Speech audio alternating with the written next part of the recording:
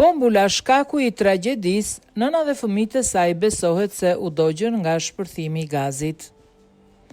Detajet të reja janë zbardhur nga ngjarja tragjike ndodhur një ditë më parë në fshatin Domen të Postribës në Shkodër, ku një nënë dhe dy fëmijët e saj humbën jetën pasi u përfshin nga flakët brenda një banese të vjetër.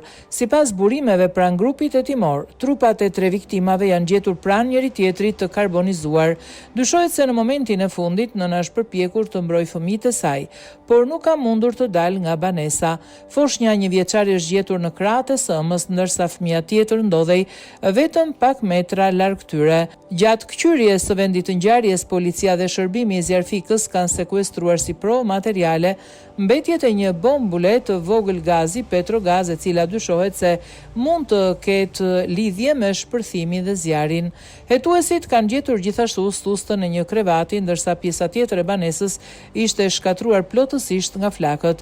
Jashtë shtëpisë janë gjetur çantat e familjes Çelaj, të cilat kishin mbetur të paprekura. Të gjitha provat materiale do të dërgohen për ekspertim në Tiranë me qëllim zbardhjen e plotë rrethanave të kësaj tragjedie. Në dëshminë e tij, babai i fëmijëve dhe bashkëshorti i viktimës ka deklaruar se familja kishte marrë me vete dhe një shishe me benzinë, e cila do të përdorej për pastrime dhe punime në banesën e vjetër. Ai ka treguar se ishte larguar për pak minuta drejt një marketi për të bler disa sende dhe gjatë mungesës së tij banesa është përfshirë nga flakët. Sipas dyshimit kryesor të grupit hetimor, zjarri mund të ketë nisur në momentin kur nëna ka tentuar të ndiste bombulën e gazit për të gatuar. Një rrjedhje e mundshme e gazit mund të ketë shkaktuar shpërthimin fatal.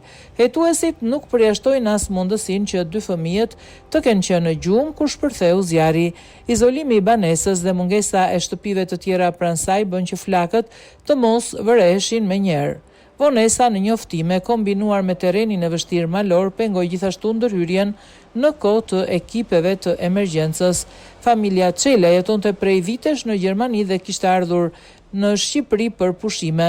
Ata kishin shkuar në banesën e tyre të vjetër me qëllim pastrimin dhe sistemimin e saj, por vizita u shndrua në një tragjedi që tronditi mbar opinionin publik.